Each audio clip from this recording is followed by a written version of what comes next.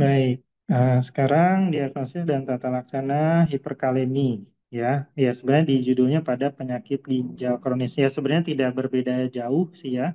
Karena penyakit ya memang paling sering kejadian hiperkalemi ini pada pasien gagal ginjal ya. Tapi pada pasien yang non gagal ginjal pun bisa saja terjadi dan tata laksananya tidak terlalu banyak berbeda. Baik, slide berikutnya. Baik, ini topiknya. Yang pertama penyebab dan patofisiologi dari hiperkalemi, tanda dan gejalanya, diagnosis hiperkalemi dan penata laksanaannya. Berikutnya, ya, ya sebenarnya pada populasi umum hiperkalemi ini jarang ya ditemukan ya. Biasanya karena intake yang berlebihan, kemudian karena olahraga yang berlebihan, atau nih yang tidak jarang juga pseudo hiperkalemi ya. Jadi lisis saat pengambilan darah itu biasanya kalau mohon maaf nih kakak-kakak atau ya mengambil darah itu sering disedot-sedot karena sambil nyari pembuluh darahnya ya, tapi ternyata darahnya lisis. Nah, itu bisa bikin hiperkalemi juga tuh. Jadi kalau bisa ngambil darah jangan diubek-ubek banget gitu ya. Kemudian nah eh, kejadiannya meningkat pada kondisi CKD ya. Dan biasanya meningkat seiring dengan makin berat derajat CKD-nya gitu ya. Pada kondisi akut, AKI, itu juga sering ditemukan ya. Dan ini justru komplikasi yang sering ditemukan pada AKI hiperkalemi ini. Pada pasien gagal jantung ini juga dapat ditemukan biasanya terkait dengan obat-obatan. Mereka yang menggunakan obat-obatan renin-angiotensin blocker ya seperti golongan S inhibitor atau ARB gitu ya, atau yang menggunakan mineral kortikoid antagonis ya, seperti spironolakton gitu, itu bisa bikin hiperkalemi.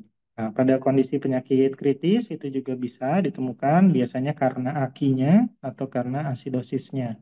Atau mungkin pada pasien luka bakar ya, misalkan ada luka bakar yang luas, atau mungkin pada pasien yang rhabdomyolisis itu bisa juga terjadi hiperkalemi. Slide berikutnya. Ya, ini obat-obatan tadi ya. Misalnya RAS blocker seperti S inhibitor, ARB, kemudian mineralokortikoid antagonis ya seperti spironolakton, obat-obatan NSAID itu juga dapat menyebabkan hiperkalemi, heparin. Nah, usia lanjut juga beresiko untuk jadi hiperkalemi ya karena adanya penurunan fungsi organ terutama ginjal, kemudian polifarmasi ya, biasanya mereka banyak mengkonsumsi obat-obatan anti nyeri, dan juga karena multikomorbid ya. Dan dikatakan beberapa ras, tapi tidak jarang di kita ya, ras Afroamerika itu juga lebih sering terkena mengalami hiperkalemi. Slide.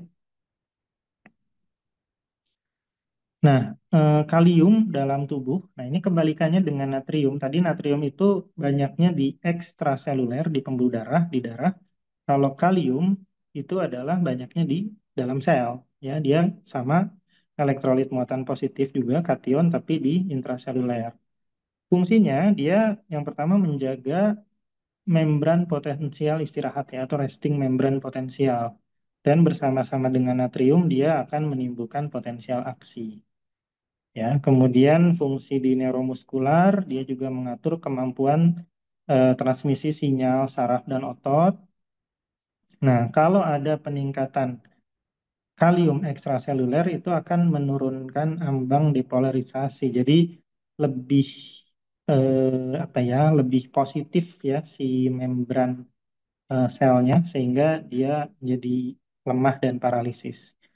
Nah, dia juga mempengaruhi fungsi jantung ya karena tadi ya sama dengan otot otot rangka.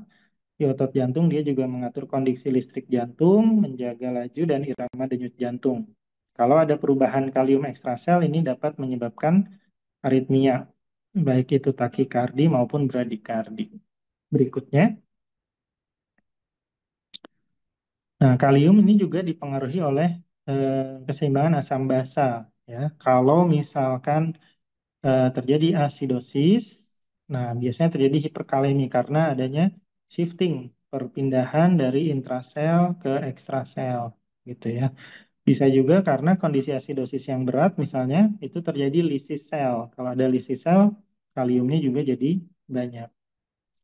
Nah, kalium ini juga diregulasi oleh ginjal, dia diekskresikan, jadi dibuang di tubulus distal dengan pengaruh aldosteron tadi yang seperti saya singgung.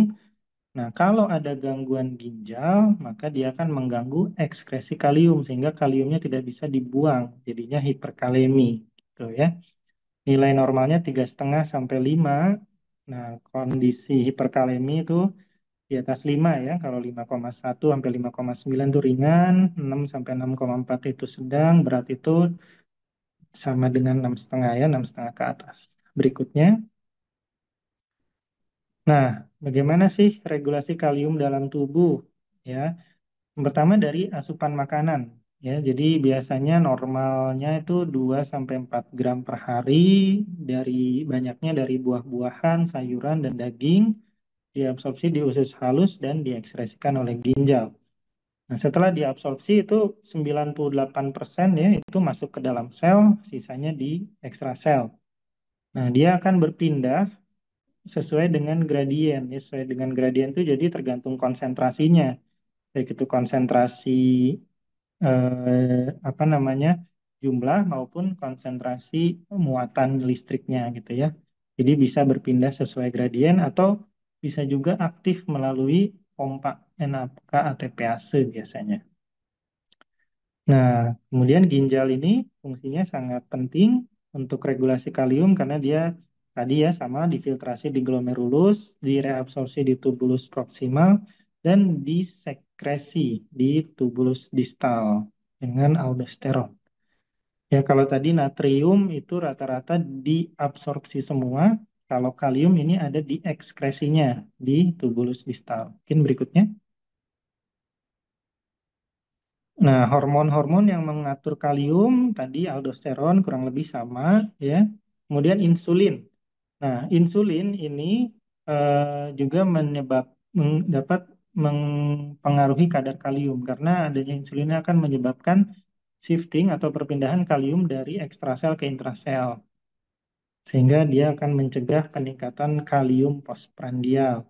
Kemudian hormon-hormon katekolamin melalui reseptor beta 2 adrenergik itu akan mendorong juga kalium ke intrasel. Ya, jadi insulin dan eh, beta 2 adrenergik ini akan mendorong kalium ke intrasel. Nah, sebagian kecil kalium akan keluar melalui saluran cerna dan juga melalui keringat. Ya. Kemudian pH tadi juga bisa mempengaruhi ya kalau asidosis itu keluar ke ekstrasel, kalau alkalosis itu ke intrasel. Berikutnya, ya ini kurang lebih ilustrasinya ya tadi. Jadi intake utamanya dari peroral, kemudian apa namanya dikeluarkan sebagian besar melalui ginjal, sebagian kecil dari usus, dari saluran cerna, kemudian distribusinya hampir seluruhnya di intraseluler, terutama di sel-sel otot, ya, sel-sel otot di liver dan di sel darah. Sisanya di ekstraseluler maupun di dalam plasma. Berikutnya, nah ini tadi eh, regulasi oleh ginjal ya.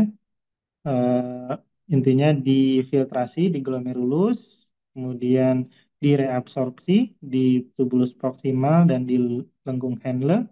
Tapi di tubulus distal itu ada yang disekresikan ya dengan bantuan hormon aldosteron. Oke, berikutnya. Nah, pada pada penyakit ginjal apa yang terjadi? Tadi seperti yang saya singgung, karena adanya gangguan dari ginjalnya sehingga kemampuan ekskresi kalium itu berkurang. Gitu ya. Jadi kaliumnya akan cenderung lebih tinggi. Selain itu, GFR akan menurun. GFR itu kan glomerular filtration rate. Jadi jumlah kalium yang difiltrasi itu menurun gitu ya. Jadi banyak yang tetap bertahan di dalam darah gitu ya. Jadi ekskresinya berkurang, GFR-nya juga menurun. Kemudian pada gagal ginjal juga respon terhadap aldosteronnya menurun. Tadi aldosteron itu kan gunanya dia mem- membuang kalium dan mereabsorpsi natrium ya. Nah, pada gagal ginjal respon terhadap aldosteronnya turun sehingga kemampuan membuang kaliumnya berkurang gitu ya. Nah, adanya dan juga pada kasus nefropati diabetik itu terjadi hipoaldosteronisme. Jadi kadar aldosteronnya memang turun pada yang nefropati diabetik.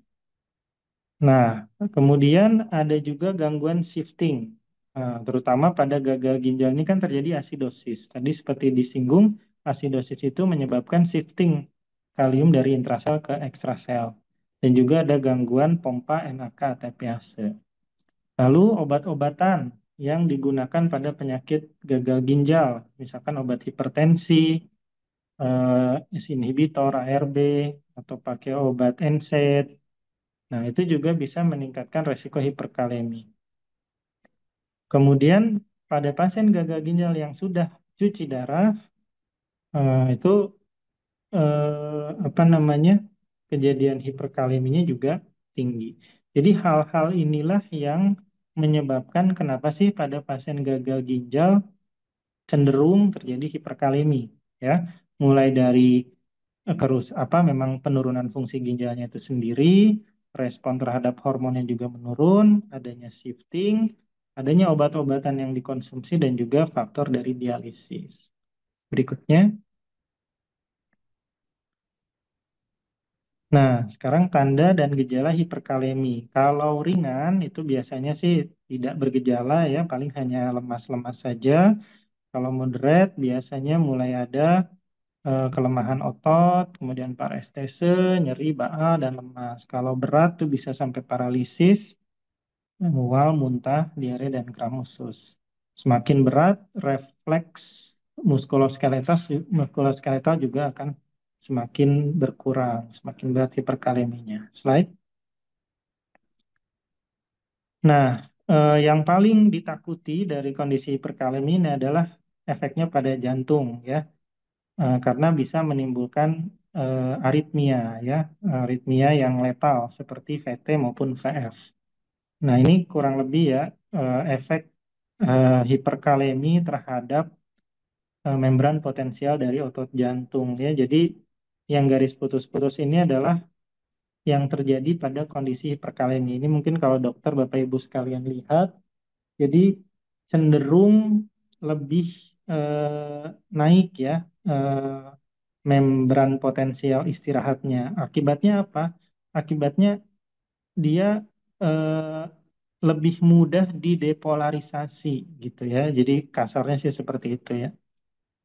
Lebih lebih gampang. Jadi cuman dinaikin sedikit saja, nesting membrannya dia akan langsung tereksitasi gitu ya. Jadi itu yang menimbulkan pasien ini rentan terhadap aritmia yang letal. Oke, berikutnya. Nah, hiperkalemi ini juga kita bisa identifikasi dari perubahan EKG gitu ya. Kalau yang ringan biasanya itu ada terjadi tol T-wave, jadi ada hiperakut T ya, atau bukan kita nggak bilang hiperakut T ya, ya intinya T-tol lah ya, T-tol. Kemudian kalau yang moderate itu bisa terjadi pemanjangan PR interval, QRS-nya mulai melebar, dan P-wave-nya semakin tidak kelihatan. Sementara kalau yang hiperkalemi berat, QRS-nya makin lebar, kemudian T-wave-nya mulai menyatu dengan QRS dan menimbulkan gambaran sinusoidal. Dan kondisi yang life threatening bisa menimbulkan VTVF sampai asistol. Mungkin slide berikutnya. Nah, ini kurang lebih ilustrasinya ya. Jadi pada kondisi awal itu eh, adanya titol ya atau peak T-wave, kemudian semakin berat, PR intervalnya makin memanjang, makin berat lagi, P-nya menghilang, dan kalau sudah tambah berat, QRS-nya makin lebar-lebar dan menimbulkan tadi gelombang sinusoidal seperti ini gambarnya. Oke, berikutnya. Nah, bagaimana sih tata laksananya? Yang pertama, nilai derajat keparahannya ya. Ringan kah, sedang, berat? Tentunya ini dari kadar kaliumnya ya dok, karena kalau dari gejala klinis saja agak sulit ya, kecuali kalau sudah yang sampai berat banget. Tapi kalau natrium tadi bisa dilihat dari gejala klinis ya, tapi kalau kalium kita harus lihat hasil laboratoriumnya. Kemudian monitor EKG-nya.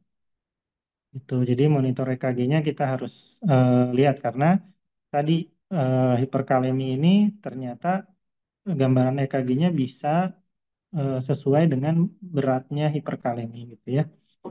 Tapi memang tidak selalu juga gitu ya, cuman bisa memberikan gambaran, oh kalau ada ketol berarti kaliumnya sudah mulai naik gitu. Kalau PR-nya sudah memanjang makin berat lagi, kalau QRS-nya makin lebar sudah makin berat lagi, itu sudah bisa membantu kita lah, tapi tidak selalu jadi patokan sih ya. Nah, kalau misalkan dari EKG-nya sudah ada kelainan EKG, berapapun nilai kaliumnya, itu harus kita tata laksana segera gitu ya. Jadi jangan eh, apa namanya, oh ini karena kaliumnya naiknya sedikit gitu ya, udah deh nggak usah ditata laksana buru-buru gitu. Jangan ya. Kalau mulai ada klaim EKG, tata laksana segera. Ya, karena kita nggak tahu tuh kapan dia bisa progresi jadi aritmia yang letal. Nah, gimana tata laksananya? Yang pertama, stabilisasi membran miokardium. Ya, nah perlu diingat stabilisasi membran miokardium ini tidak menurunkan kadar kalium ya, tapi dia mencegah aritmia. Ya, diberikan kalau hiperkalemia berat dengan gambaran EKG yang khas gitu ya. Jadi kalau misalkan mulai ada titol aja, misalkan udah ada titol ya, udah ada tanda hiperkalemia yang jelas, kita mulai memberikan stabilisasi membran dengan glukonas 10%, 10 cc diberikan bolus selama 5-10 menit. Kalau kelainannya masih menetap, boleh diulang dengan dosis kedua gitu ya. Sambil kita koreksi hiperkalemi dengan cara yang lain ya. Jadi intinya stabilisasi membrannya adalah kita cegah dulu jangan sampai terjadi aritmia gitu ya. Baik, slide berikutnya. Nah, kemudian kita bisa melakukan apa memberikan obat-obatan yang meng-shifting kalium ke intraseluler. Nah, tadi apa saja mungkin sambil diingat-ingat lagi ya. Yang pertama adalah dengan insulin ya. Tadi kita sempat bahas bahwa insulin itu bisa menggeser atau memindahkan kalium dari ekstrasel ke intrasel. Jadi kita berikan insulin. Insulin boleh dengan glukos ya. Boleh glukos saja, boleh dengan insulin gitu. Jadi biasanya sih glukos D40 2 flash ya 50 cc dengan insulin 10 unit diberikan bolus. Onsetnya kira-kira 15 sampai 30 menit. Kemudian tadi yang punya efek shifting juga beta 2 adrenergic. Jadi kita berikan beta 2 agonis ya dengan apa? Salbutamol misalkan ya. Nah, ini kita inhalasi ya. Jadi bukan berarti salbutamol itu untuk pasiennya ada wheezing atau mengi atau asma gitu enggak, tapi ini pada pasien hiperkalemi berikan juga inhalasi beta 2 agonis ya salbutamol. Kemudian bikarbonat. Nah, bikarbonat karena kan tadi asidosis dia menyebabkan kalium keluar ke ekstrasel, sementara alkalosis menyebabkan kalium masuk ke intrasel. Kita berikan bikarbonat. Bikarbonat ini tidak selalu diberikan, biasanya kita berikan pada pasien yang asidosis, gitu ya. Boleh diberikan secara blind, misalkan kita nggak punya AGD, ya, kita berikan 50 sampai 100 mg dalam 5 menit, atau kalau kita punya AGD ya kita koreksi penuh. Misalkan pada pasien CKD kan memang cenderung asidosis tuh. Kita koreksi asidosisnya. Kalau pasiennya belum HD ya, kita koreksi asidosisnya. Caranya gimana? Mungkin dokter atau Bapak Ibu sekalian yang sudah lama berkecimpung di emergensi sudah tahu ya, tapi ada beberapa rumus ya, tapi biasanya saya pakai rumus yang ini ya. 24 kurang kadar biknat dikali berat badan kali sepertiga. Kemudian dibagi pemberiannya dalam 2 dosis. Yang pertama dalam 2 jam, kemudian yang kedua dalam 4 jam. Ini salah satu cara aja sih. Mungkin ada rumus yang lain boleh saja. Yang penting tujuannya kita mengkoreksi asidosisnya. Ya, jadi obat-obatan ini ya, insulin, beta 2 agonis, bikarbonat itu kita menurunkan kalium dengan shifting ke intrasel. Nah, kemudian ekskresikan kalium melalui ginjal dengan cara apa? Dengan cara diuretik. Jadi memberikan diuretik loop, ya, seperti furosemid atau tiazid. Cuman tiazid tuh nggak ada IV-nya ya, jadi efeknya agak lama. Makanya ya yang punya IV kan hanya furosemid ya, diuretik loop aja. Jadi paling itu yang bisa kita berikan. Boleh diberikan 1 sampai 2 ampul ya, 20 sampai 40 miligram, diulang sesuai kebutuhan ya. Kemudian ada juga kalium binder. Jadi kan kita tahu bahwa tadi sebagian besar kalium itu masuknya lewat oral ya, sejawat Bapak Ibu sekalian. Nah, kita berikan kalium binder gitu ya.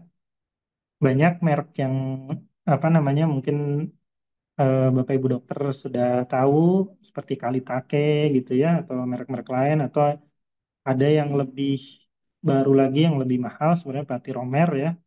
Itu juga bisa diberikan. Tapi biasanya kalium binder ini kita tidak berikan pada kasus akut ya, biasanya pada kasus yang kronik. Pada kasus gagal ginjal kronik kita bisa berikan kalium binder.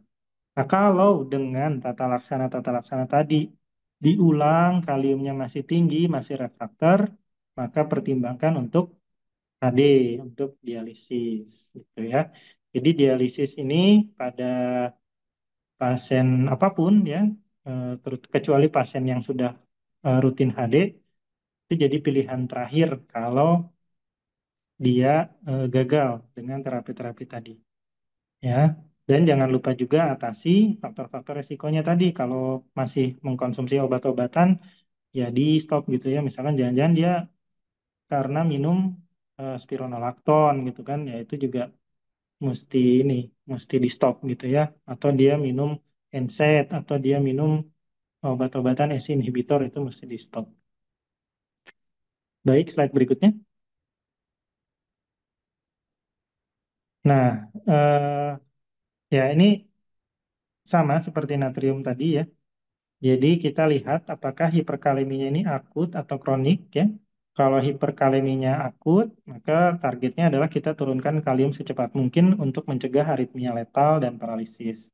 Kalau kronik, pada kasus CKD misalkan ya, maka kontrol kalium jangka panjang, cegah hiperkalemi berulang, dan mengatur dosis obat. Kemudian kalau akut ini termasuk kasus emergensi ya, terutama kalau sudah mulai didapatkan kelainan EKG. Sementara kalau kronik sebenarnya tidak ada kegawatan ya. Nah, siapa saja sih yang beresiko untuk hiperkalemi akut? Eh, Ya ini, pasien-pasien yang hiperkalemi berat, kelainan EKG, AKI, pasien yang terlewat jadwal HD. Kalau yang kronik biasanya pasien CKD, gagal jantung, atau yang menggunakan obat-obatan yang bisa meningkatkan kalium tadi, atau pasien usia lanjut tadi ya. Kemudian modalitas pengobatannya kalau akut tadi ya dengan stabilitas membran, dengan cairan glukonas, insulin bisa dengan apa plus glukosa atau glukosa saja, inhalasi beta 2 agonis, Bignat kalau asidosis, diuretik dan dialisis bila refraktor. Kalau kronik biasanya utamanya kita restriksi diet dulu. Restriksi diet, pengaturan dosis obat kalau perlu dengan kalium binder atau dengan diuretik. Monitoringnya kalau yang akut dengan EKG, dengan pemeriksaan kalium darah sampai kondisi stabil. Sementara kalau yang kronik, kita periksa kaliumnya 1 sampai 3 bulan sekali. Oke, slide berikutnya. Nah, pada beberapa populasi khusus, misalkan pasien dialisis, kalau ya terlewat jadwal dialisis, kemudian kalau dia dietnya tinggi kalsium, tinggi kalium, kemudian ada proses katabolisme yang akut seperti infeksi, trauma, atau obat-obatan, maka tata laksananya ya dialisis emergensi plus kalium binder ya. Jadi kalau yang pasien sudah on HD, ya kalau bisa di tempat sejawat sekalian ya di HD segera gitu ya. Kemudian kalau pasien-pasien gagal jantung, biasanya karena obat-obatan, karena ACE inhibitor, ARB, atau karena spironolakton, atau karena cardiorenal syndrome. Jadi kerusakan ginjal atau gangguan ginjal akibat gagal jantung yang semakin berat.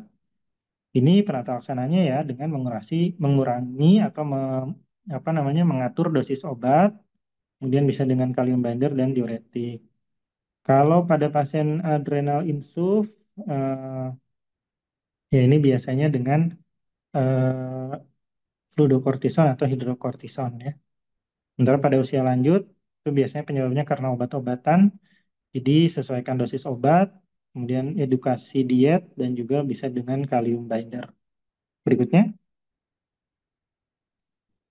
baik, ini juga tadi ada kasus, mungkin kita coba bahas juga sedikit ya. Jadi pasien 65 tahun dengan riwayat CKD on HD rutin, dia punya diabetes, dia punya darah tinggi dengan keluhan kelemahan, mual, dan kesemutan di tangan dan kakinya. Pasien mengaku terlewat jadwal HD karena bepergian keluar kota. Obat yang rutin dikonsumsi, amlodipin, kandesartan, glikoidon, dan meloxicam bila nyeri. Tanda vital, tensinya tinggi ya, 145, heart rate 60, suhu afebris. Pada pemeriksaan fisik, pasien tampak lemas, kekuatan motoriknya juga sedikit menurun, refleksnya juga sedikit menurun. Pemeriksaan lanjutan apa yang disarankan? Ya, mungkin ini karena pasiennya HD, apa CKD on HD, DM, hipertensi ya. Kita cek fungsi ginjal, kita cek gula darah, gitu ya.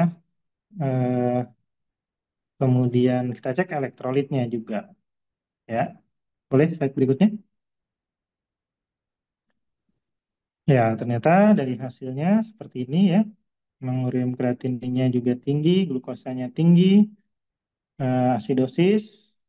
Nah, dari EKG gambarnya ada Saltinya ya. Jadi ini sesuai dengan gambaran hiperkalemi ya.